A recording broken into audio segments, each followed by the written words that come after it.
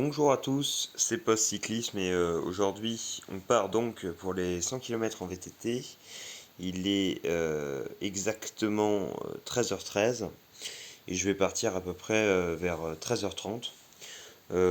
J'ai mangé il y a 2 heures, donc il y a à 11h à peu près pour être bien sur le vélo. Ce qu'on va faire, c'est bien gonfler tout ce qui est pneumatique, arrière, avant, tout ça. Regonfler cette suspension pour être sûr d'avoir un maximum de pression, parce que l'intérêt c'est vraiment de limiter ce pompage qui est dû déjà aux suspensions mais aussi aux pneumatiques quand ils sont un peu sous-gonflés. Alors c'est vrai que ça amortit mieux les chocs, donc en tout terrain c'est mieux, mais quand on est sur la route pure, il vaut mieux éviter. On va regresser un tout petit peu la chaîne pour être sûr qu'elle ait une très bonne transmission. Et ensuite, après, je m'équipe. Je prends quelques petits trucs pour être bien, c'est-à-dire des 2 barres de céréales à peu près. Je vais prendre beaucoup d'eau parce qu'on est en plein été. Là d'ailleurs aujourd'hui ça tombe plutôt bien parce que c'est assez nuageux. Donc il va pas faire trop chaud, il fait à peu près 26-27. C'est correct disons. Donc je vais mettre une gourde à ce niveau-là et après je vais prendre un sac à dos avec 2 gourdes. Alors, je déconseille quand même le sac à dos pour rouler, mais c'est vrai que ça permet de transporter beaucoup plus. Le mieux, c'est d'avoir des valises si vous voulez vraiment boire de l'eau. Ou sinon, vous vous arrêtez dans les cafés pour leur demander. En général, c'est gratuit, ils sont sympas. Enfin, ça dépend, mais en tout cas, moi, dans ma région, à chaque fois que je m'arrête pour demander, ils sont sympas. Mais là, je voudrais limiter le nombre d'arrêts pour me permettre vraiment de rouler tout le temps. Parce que déjà que je risque de faire 6 ou 7 heures de roulage, j'aimerais limiter le nombre d'arrêts pour que ça soit le plus rapide possible. On part sur un parcours globalement très plat, puisque il y a à peu près 300 mètres de dénivelé sur les 80 premiers kilomètres. Et ensuite, on tape encore 300 mètres de dénivelé sur les 20 derniers. Donc c'est vrai que la fin va être plutôt dure, mais je préfère que la fin soit plus dure parce que comme ça je reviens sur la descente. Donc je vous donnerai toutes les statistiques à la fin au pire. Et ben écoutez, je vais faire tout ça. Donc là, juste pour information, les pneus c'est ceux d'origine encore. Je vais les passer à 3 bars ou 3 bars 2, donc un petit peu en surpression. La suspension à l'arrière, je vais la mettre à peu près à 10-11 bars pour être vraiment bien. Et sur la fourche avant, par contre, je ne vais pas régler la dureté, je vais la laisser actuellement comme elle est, c'est-à-dire en le plus mou possible. Donc normalement, ça serait plus rentable de rouler avec un truc plus dur. Ici, j'ai fait une petite chute. J'ai abîmé ma selle. Bon, ça se voit vraiment pas beaucoup. Enfin, une petite chute, une plutôt grosse chute, mais j'ai pas beaucoup abîmé mon vélo, donc je suis plutôt content. Sur ce, je vous retrouve au moment de partir. Et puis voilà quoi, on va faire ces 100 km. Un défi qui sera réalisé. Donc là voilà, je suis à peu près à 10 bars. Je vais le passer à 11 bars pour être vraiment bien, sachant qu'en plus quand je vais enlever l'embout, je vais perdre un petit peu de pression. Et voilà, bah, là je suis prêt à partir. J'ai donc regonflé les pneus, la suspension comme vous avez pu le voir, graissé un petit peu la chaîne, j'ai donc tout fait. Le vélo il a été nettoyé il y a pas longtemps, il est un peu sale encore parce que je suis repassé dans un petit chemin depuis la dernière fois. Au cas où je roule sur pédale plate, et pour info, j'ai mis des chaussures un peu défoncées, c'est des Nike, je sais plus quoi. Non, je sais plus quoi. Downshifter, je crois, 7. Bon, c'est vraiment assez vieux, mais franchement, ça fait le taf. C'est confortable, on est bien. J'ai pris un petit cuissard, parce que ça me paraît important quand même d'avoir un cuissard pour faire sans borne. Là, c'est un cuissard AliExpress, donc je vous le dis, c'est pas vraiment top. Enfin, c'est pas des cuissards de grande qualité. Disons qu'ils ont tendance à se déchirer et que la peau est pas exceptionnelle. La peau, c'est en gros l'insert qui rend ça plus confortable. Et puis, comme j'ai que des cuissards de vélo de route, bah, j'ai pris un cuissard de vélo de route, hein, c'est pareil, hein. Du coup, je vais partir, je vous reprends sur la route. Donc, j'essaye de tenir une assez bonne vitesse sur plat. Donc là, je suis actuellement à 23-24. Mais normalement là-dessus, je tiens plutôt du 28, même avec un VTT. Parce que même si ça essouffle assez vite, sur plat, il faut vraiment se bouger parce que c'est pas là où on perd le plus de temps. Waouh! Il y a beaucoup de trafic aujourd'hui sur cette route. Enfin, beaucoup de trafic, ça reste plutôt gentil comme route. J'essaye pas de tenir une moyenne spécifique. J'ai pas vraiment d'objectif précis au niveau de la vitesse. Mais j'ai quand même envie de rentrer chez moi avant 18-19 heures. Ce que je vous conseille quand vous faites une sortie comme ça, c'est de partir le matin tôt, vers 8h30, 9h. Bon, je dis tôt, vous pouvez partir plus tôt évidemment. Et ensuite passer la journée sur le vélo et manger à midi. Pour manger à midi, vous prenez juste des sous, ou alors si vous avez un sac à dos parce que vous n'avez pas beaucoup d'emplacement pour les gourdes comme moi, bah vous faites un petit sandwich et vous mettez ça dans le sac.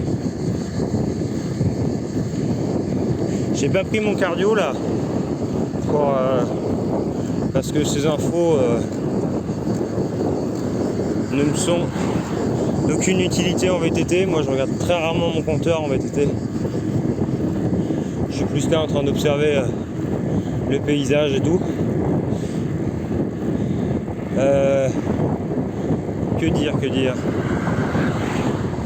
Bon, en tout cas actuellement ça roule plutôt pas mal, c'est plutôt agréable. Je vous reprends tout à l'heure quand je suis en train de rouler encore, parce que je vais rouler environ 6 heures je pense. Ok, ouais, donc en fait ouais, je m'étais gouré avant. J'ai commencé à enregistrer en vertical, enfin en portrait quoi. Et du coup ça fait que toute la vidéo a été mise en portrait. Et c'est assez désagréable de regarder une vidéo en portrait. Donc je vous redis ce que j'ai dit tout à l'heure. Déjà je vais vous faire un peu en accéléré tout le tour. Et surtout j'ai dit que oui, en fait je vais finalement plutôt partir sur le tour que j'avais prévu à la base, en enlevant la remontée là pour éviter d'avoir du dénivelé, puisque c'est ça qui pose le plus de problèmes. Donc je vais finir 5 km autour d'un lac, ce qui me permettra de faire plus de plats. Je vous dirai plus tard. Ouais, donc pour l'instant on reste à peu près vers les 24-25 de moyenne, mais cette moyenne elle est invitée à fortement chuter parce que on va déjà arriver sur des endroits où il y a un petit peu plus de pente. Et puis c'est vrai que filmer ça m'oblige à déplacer mon téléphone, tenir le guidon d'une seule main, et donc pas tout le temps être dans la bonne vitesse. Par exemple là c'est assez compliqué alors qu'il n'y a pas beaucoup de pente, hein. Il suffirait de baisser une vitesse, mais là je suis obligé de baisser un plateau parce que ma main droite n'est pas sur le guidon. Donc c'est sûr que c'est plus compliqué comme ça, mais en même temps je vais pas investir tout de suite dans du matériel de tournage. Moi vraiment ça me fait plaisir de partager ma passion, mais j'ai pas le budget non plus pour payer des caméras, des GoPro et tout. Ça viendra peut-être après si ma chaîne marche vraiment, mais pour l'instant je vais pas investir, alors que pour avoir une bonne qualité vidéo et sonore déjà il faut beaucoup d'équipement. Ok, donc là on va faire une petite pause je crois. Non, ça va. Ok, non, parce qu'il y a énormément de voitures d'un coup, c'est assez étonnant. Et donc ouais, voilà quoi, ça fait perdre pas mal de temps le fait de prendre en vidéo. Mais bon, j'essaye de compenser. Pour tous ceux qui veulent faire un peu ce défi, désolé, je vous reprends parce qu'il y avait quelqu'un et j'ai pas envie de flouter sa tête. Donc je préfère ne pas prendre en vidéo, comme ça c'est plus simple pour moi. Donc je disais, pour tous ceux qui veulent faire ce défi, déjà il y a un truc à dire, c'est que là actuellement, comment je fais le défi, c'est vraiment le plus simple. C'est-à-dire qu'il faut vraiment enlever au maximum le dénivelé sur votre parcours. Vous faites ça sur Google Maps, vous regardez, au maximum il doit y avoir 600-700 mètres de dénivelé, mais pas plus quoi. Parce que sinon vous allez vous tuer les jambes dans les montées, ça va faire violemment baisser vos moyennes. Et quand vous faites baisser vraiment votre moyenne, après vous avez vraiment du mal à pouvoir finir votre tour. Vous allez finir épuisé parce que vous avez fait trop de montées. Et en VTT, déjà c'est assez dur de faire 100 km comme ça, même si là actuellement je montre, c'est clairement possible, mais c'est plus dur évidemment qu'en vélo de route. Et puis pour les gens qui font rarement du vélo et qui veulent faire 100 km d'un coup, il vaut mieux commencer par des parcours avec moins de dénivelé. Alors après, vraiment un truc à faire avant de partir comme ça, c'est, même si vous avez du bon matos, des bons cuissards et tout, faites un peu d'entraînement quand même. Parce que vous allez arriver sur votre vélo tout frais, au bout de 30-40 km, vous allez être explosé.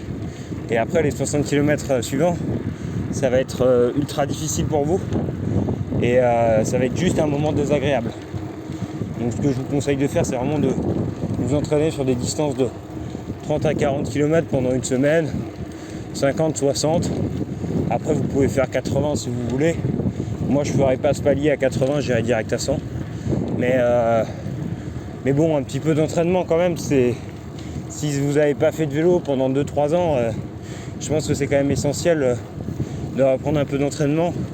Parce que sinon, même avec une moyenne très basse, vous allez avoir du mal à faire tous ces kilomètres. Même si, encore une fois, j'imagine qu'il y en a plein qui peuvent le faire sans entraînement, hein. Mais je vous conseille quand même pour pas souffrir, quoi. Bon, ensuite, là, avec mon VTT actuel, c'est encore plus dur puisque c'est un tout suspendu. Donc, je perds encore de l'énergie à l'arrière que normalement vous ne perdez pas si vous avez juste la fourche à l'avant. Si vous avez possibilité de la bloquer, bloquez-la. Alors moi je la bloque pas parce que, comme j'ai dit, je ne sais plus quand, le challenge pour moi c'est vraiment de le faire fourche ouverte, comme si on faisait du tout-terrain pendant 100 bornes.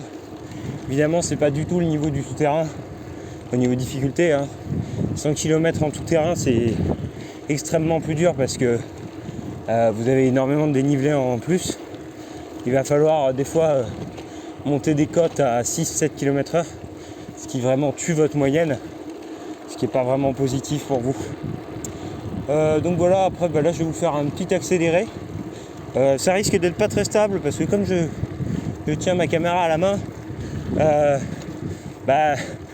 disons que voilà quoi, je ne suis pas un bras robotisé et je peux pas la maintenir comme ça stabilisée pendant des heures.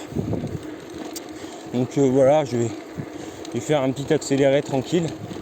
Mais l'avantage du VTT vraiment c'est le confort. Mais bon, c'est vraiment en enlevant toute la performance. Vous avez vu, il y avait un petit papillon. Je sais pas si vous l'avez vu à la caméra, je regarde pas ma caméra pure et dure.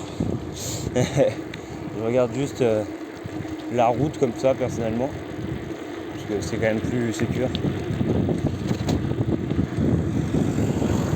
Voilà.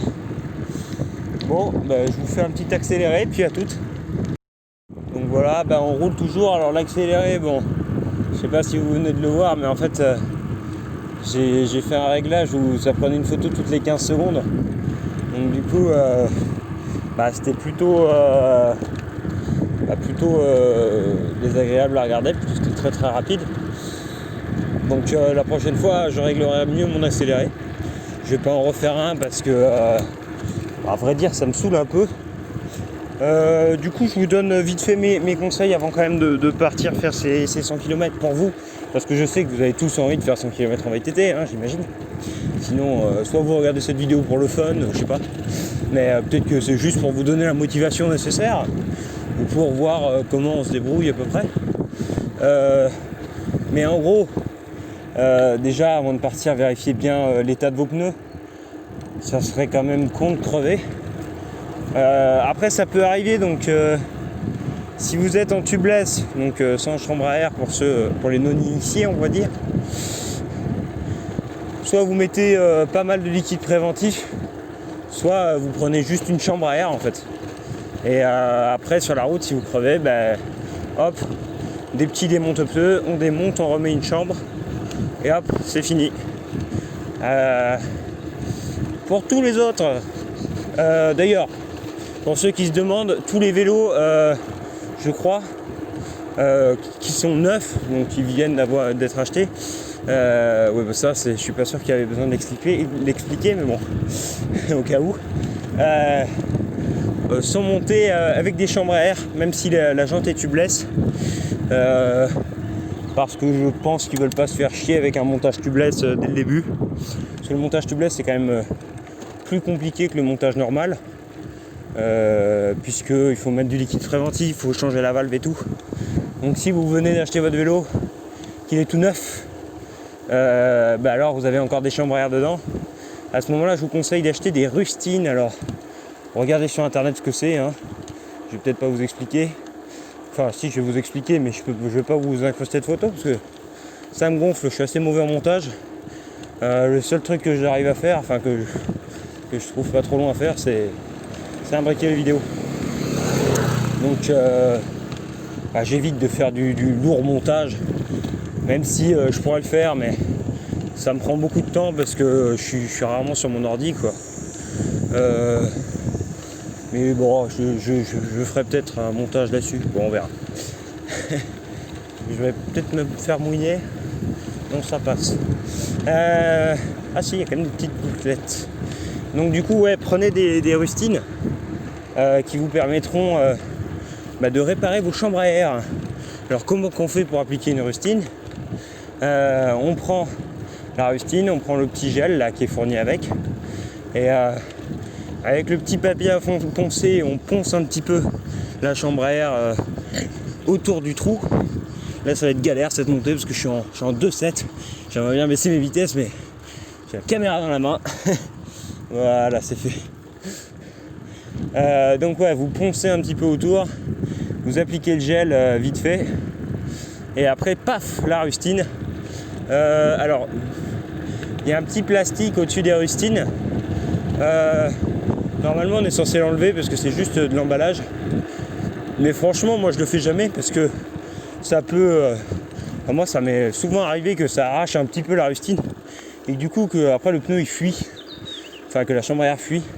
Donc du coup je préfère laisser le plastique, surtout que c'est peut-être inesthétique mais c'est à l'intérieur de votre jante, donc de votre pneu, donc on s'en fout un peu à vrai dire.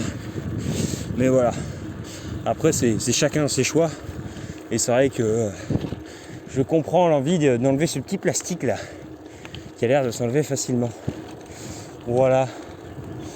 Ouais, un pack de rustine ça doit coûter quoi, 10 balles. Et ensuite pour gonfler la chambre à air il faut une petite pompe. Alors soit vous mettez une petite pompe sur votre cadre, soit je sais pas moi, vous comptez tomber sur un gonfleur pendant que vous roulez, gonfleur de pneus de voiture, et vous essayez. Mais moi ce que je vous conseille c'est soit les petites pompes, soit si vous voulez vraiment rester léger, les petites cartouches de CO2 avec le truc, je sais plus comment ça s'appelle là, le décompresseur. Ça vaut franchement plus cher par contre quand vous gonflez vos pneus, parce qu'une pompe en gros ça coûte 10-12 balles. Ces petits machins déjà ils coûtent à peu près 15 €, 12 € pour les moins chers je crois. Moi j'ai dû prendre le moins cher je pense. Mais après les cartouches de CO2 coûtent 3 € ou 3,50 € chacune. Donc à chaque fois que vous gonflez un pneu c'est 3,50 € quoi. Ça fait cher quoi.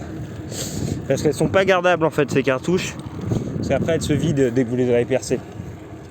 Surtout pour les pneus de VTT, en général, il y a des plus grosses chambres à air pour, évidemment, le pneu est plus gros, quoi. Donc du coup, il faut plus d'air. Et ces cartouches de CO2, il faut prendre les grosses, et les grosses sont encore plus chères, évidemment. Donc vraiment, si vous n'avez pas le budget, et même si vous avez un peu le budget, partez sur une pompe. C'est quand même plus pratique. Après, si vous voulez la jouer classe, prenez ce genre de machin. Moi, j'en ai un aussi, hein. Mais ça, c'est pour mes vélos de course. En général, en VTT, vu que vous êtes plutôt lourd, autant prendre une pompe. Bon, je vais faire un petit arrêt boisson. Et puis, je vous reprends tout à l'heure quand il y a du joli paysage. Parce que là, c'est pas mal, mais c'est moyen, quoi. Donc là, on est dans un paysage quand même beaucoup plus joli. Je viens de finir. J'ai fini d'ici 5 minutes ma première gourde au niveau de l'eau. Donc comme j'en ai 3 et que celle-ci c'est la plus petite puisqu'elle fait 700 ml.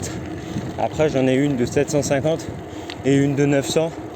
Je suis plutôt bien parce que je manquerai pas d'eau, je pense pas. C'est aussi grâce au temps parce que vous voyez c'est quand même assez nuageux et du coup il fait pas super chaud. Là actuellement il fait 28 degrés. Donc c'est pas mal, mais par rapport à ce qu'on a d'habitude, vers ici on a plutôt du 33-34 en ce moment. Donc après je suis habitué à ces températures et 28 ça me paraît pas exceptionnel là. C'est assez agréable. C'est pas très humide. Donc le temps nous écrase pas. Là, vous voyez les montagnes en face de moi. Alors je sais pas du tout comment elles s'appellent, mais elles sont franchement très jolies. On a un petit peu de lavande ici. Là, on a pas mal d'abeilles qui nous tapent parce que en fait, il y a beaucoup de ruches vers ici pour faire du miel, évidemment, du miel de lavande notamment. Et donc du coup. Il y a beaucoup d'abeilles qui me tapent dedans. Bon, c'est pas un problème tant qu'elles rentrent pas sous mes lunettes ou dans ma bouche. C'est pour ça que actuellement je protège ma bouche avec mon téléphone pour éviter d'en prendre dans la bouche parce que ça serait quand même gênant qu'elle me pique sur un truc de 100 km. Même si après franchement quand vous voyez des abeilles et tout, essayez vraiment de les protéger ou d'être sympa avec elles parce que vraiment, il y en a de moins en moins, nos abeilles. Et c'est des super insectes qui vous piqueront pas du tout pour rien en fait. Si elles vous piquent, c'est vraiment que vous les avez embêtées ou qu'elles sont dans une situation de danger. Donc par exemple dans votre bouche ou quoi. Parce qu'elles ont malheureusement atterri là. Elles font pas du tout exprès. C'est juste qu'elles vous voient pas ou vous arrivez trop vite. Donc vraiment, vraiment protégez-les au maximum.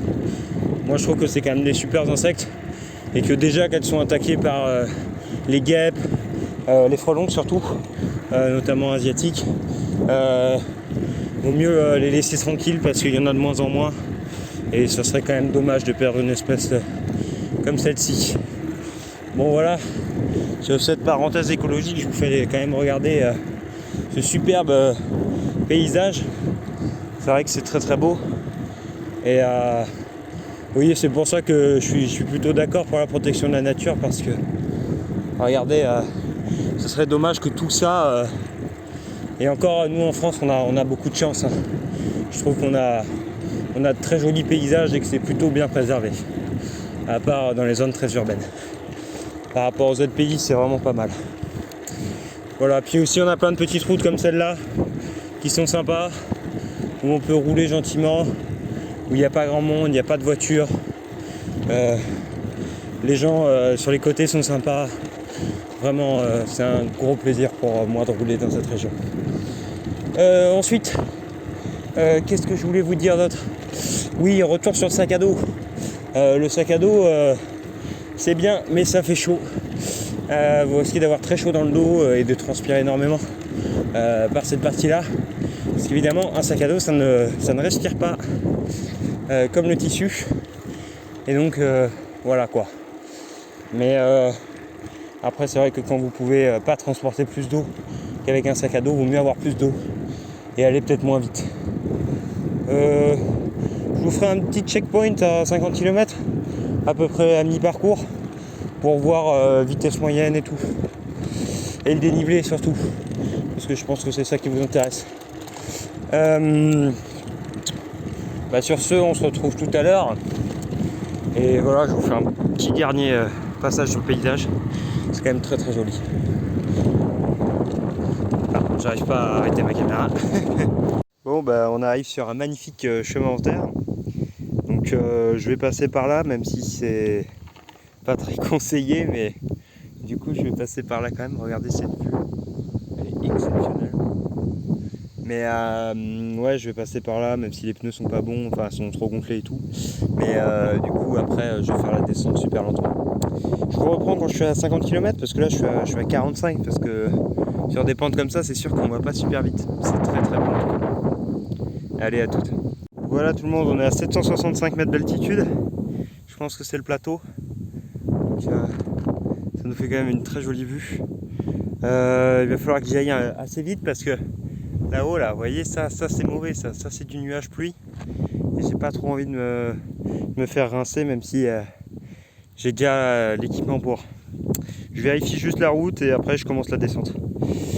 Juste au cas où, donc là je suis à 45 km, on va le faire maintenant parce que ça sera plus simple. Donc ça fait 2h20 que je roule. Ça me fait une vitesse moyenne de 19,4 en comptant les arrêts. Donc je vous dirai la vraie vitesse à la fin. Donc là c'est sur 45 km. Ma vitesse max a été de 50 km/h, enfin 49,1. Et ensuite j'ai fait 605 mètres de D+ pour l'instant. Voilà, je vous reprends tout à l'heure quand j'ai fini la descente parce qu'en VTT j'ai besoin vraiment de me concentrer. Voilà, c'est bon, j'ai enfin retrouvé l'asphalte. Finalement il n'y avait pas tant de descente que ça, mais beaucoup de chemins assez cabossés. J'ai préféré pas faire de vidéo dessus parce que voilà, je me disais ça se trouve ça va être encore long et tout. Je commence à prendre la pluie, parce que vous voyez il pleut. Donc je vais vite me barrer pour essayer de retrouver un petit peu le soleil. L'avantage c'est qu'il fait moins chaud, on est encore à 704 mètres d'altitude, il fait 24 degrés. Donc il fait beaucoup plus frais. Mais voilà, on va y aller quoi. Voilà, c'est très joli ici. On est bien quoi. Mais il pleut, mais on est bien. Voilà, on a bientôt fini la descente. Là je suis plus qu'à 544 mètres d'altitude. J'ai perdu 150 mètres en 5 minutes. Je vous dirai le pourcentage à la fin. Et voilà, dernier vrai point de vue parce que là c'est vraiment joli. Puis après je dois rentrer. Je filme pas pendant la descente parce que c'est vraiment dangereux. Et franchement je vais déjà très vite et je me fais très peur. Donc voilà, je vais descendre comme ça sans fil. Ouais, donc je viens de prendre ma troisième et dernière gourde de 950 ml. J'ai oublié de remettre mes lunettes de soleil d'ailleurs au passage. Parce que là, le soleil dans les yeux quoi.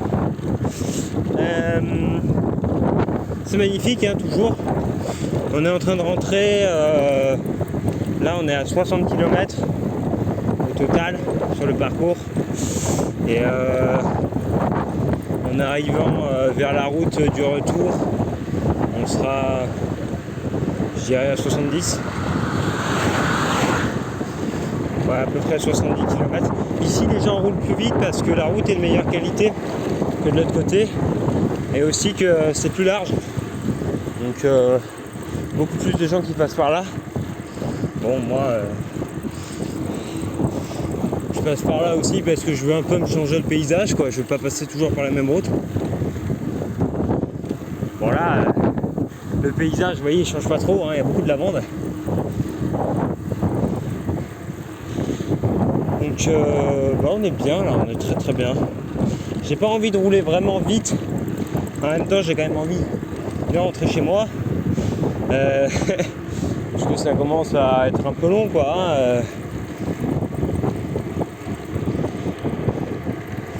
Mais après c'est sympa. Là il est que 16h40. Ça fait 3 heures que je roule à peu près.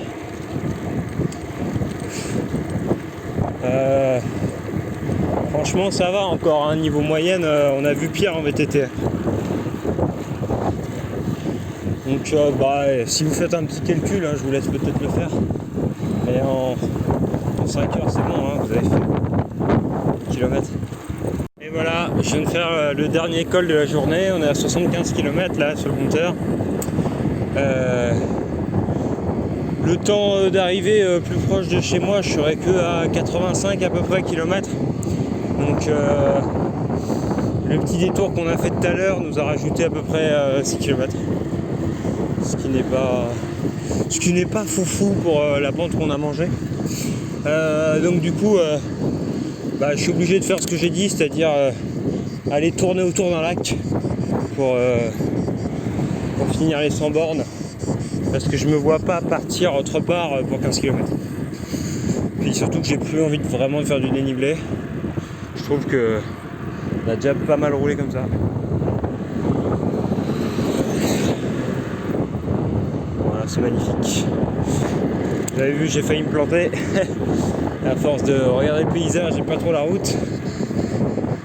On n'a plus les yeux rivés sur la route. Voilà, écoutez, je vous retrouve tout à l'heure. Quand j'ai envie en fait, parce que là, il n'y a plus trop de challenge. Allez, à toutes. Bon voilà, je suis allé autour d'un petit lac là, tranquille. C'est un petit lac, je pense, de pêche, parce qu'il y a personne qui se baigne évidemment. Voilà, là je suis à 84 km, mais je suis pas encore rentré dans ma ville. Et puis après, de toute façon, je vais tourner un petit peu vers là-bas. De toute façon, je vous donne toutes les statistiques Garmin à la fin. Garmin, pour ceux qui prononcent comme ça. Comme ça, vraiment, vous aurez tout et vous pourrez vous assurer que j'ai réussi ce défi.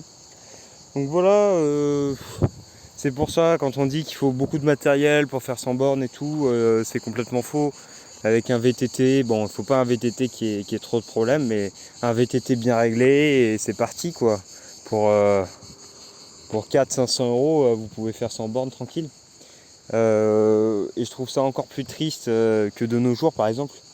On voit pas mal de jeunes qui sortent avec des VTT électriques, des vélos électriques, alors que justement, eux n'ont pas besoin de ces assistances. C'est dommage parce qu'ils font pas vraiment de sport. Et c'est plutôt triste pour eux. Mais bon, voilà. Donc s'il vous plaît, ne prenez pas de vélo électrique. Sauf si vous, vraiment, par exemple, vous avez un problème de santé ou que vous avez un âge qui vous permet plus de suivre vos amis. Mais voilà, juste avec un vélo de base, il vous faut un peu de temps. Et c'est bon quoi, vous pouvez faire 100 bornes, vous pouvez rouler comme tous les autres quoi. Il faut pas tant d'entraînement que ça. Les gens, quand vous leur dites ça, ils font waouh, t'as vu tous les kilomètres que t'as fait, machin, ça devait être long, ça devait être fatigant et tout. Et c'est pas spécialement le cas, vous voyez. C'est finalement c'est assez tranquille, c'est agréable. Là, je reviens de ma sortie, je suis pas épuisé. Bon, évidemment, là, il me reste un truc comme 18 ou 17 km à faire. Bon, c'est tranquille, quoi. Mais voilà, quoi, c'est super agréable, c'est sympa, il fait frais. Bon, là, actuellement, il fait pas vraiment frais, il fait vraiment chaud. Là, il doit faire 32, 33.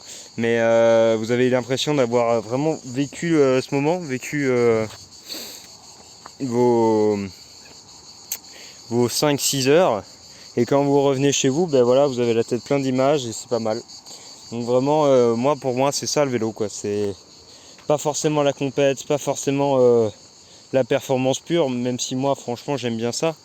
Mais surtout, ce qui est vraiment agréable, c'est voilà, de pouvoir tout faire en vélo, de pouvoir tout visiter en vélo. Et c'est vrai que même avec un vélo de base, bon là, il n'est pas de base quand même, parce que il était à 600 €, 500 € en promotion. Bon, mais voilà quoi, il n'y a pas du tout besoin de ce qu'ils ont sur internet et tout.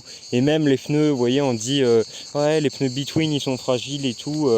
Là, voilà, je veux dire, ils ont quoi, 1800 km là. Et voilà, ils n'ont pas crevé, aucun problème, parfait quoi. Donc voilà, je vous laisse méditer sur tout ça. Si vous pouviez me proposer d'autres défis, parce que là j'ai plus du tout d'idée de défis. Bon, déjà je pense que je vais partir sur la présentation d'un autre vélo, parce que ça fait un peu longtemps qu'on est sur celui-là, que j'en ai d'autres, donc autant les présenter. Même si moi je vous le dis clairement, avoir plusieurs vélos c'est pas vraiment très utile, hein. Un seul vélo peut faire tous les tafs. Mais voilà, moi c'est ma petite collection, mon petit plaisir. Vous voyez, il y en a d'autres qui collectionnent des voitures ou des motos ou des pins ou des... bon, je sais pas quoi. Enfin, moi je collectionne un peu des vélos. Après j'en ai pas énormément, mais je pourrais en présenter d'autres. Et puis peut-être demander à mon Décathlon de m'en prêter pour que je fasse d'autres tests ou d'autres marques, hein, bien sûr. Hein. Moi je suis ouvert à toutes les marques, j'ai pas de problème avec les autres marques. C'est juste que c'est vrai que dans les budgets entre 0 et 1000 euros, enfin, au niveau rapport qualité-prix au-dessus de Decathlon, il n'y a pas grand-chose quoi, dans cette zone-là. Bon, ben sur ce, je vais vous laisser, je vais finir mes kilomètres. Et puis, on se retrouve à la prochaine vidéo pour je ne sais quoi, on verra. Je ne sais pas quel vélo je vais vous présenter et tout. Puis voilà, passez une bonne journée et puis surtout, arrêtez de regarder des vidéos. Et allez plutôt rouler vous-même, même si c'est vrai que vous avez peut-être déjà fait 100 km aujourd'hui et que vous vouliez voir une autre personne rouler.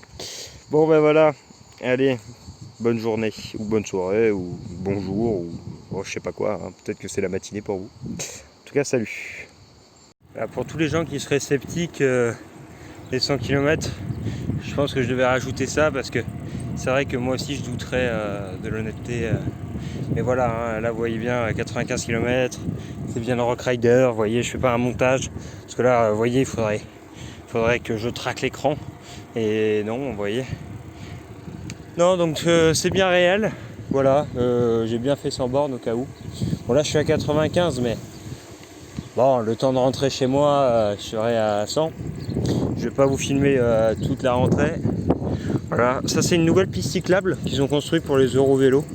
Et parce que c'est des voies qui traversent toute l'Europe pour voyager. Et franchement, c'est propre, c'est clean, c'est bien. Bon, bah voilà, finalement, on peut se retrouver à la prochaine vidéo.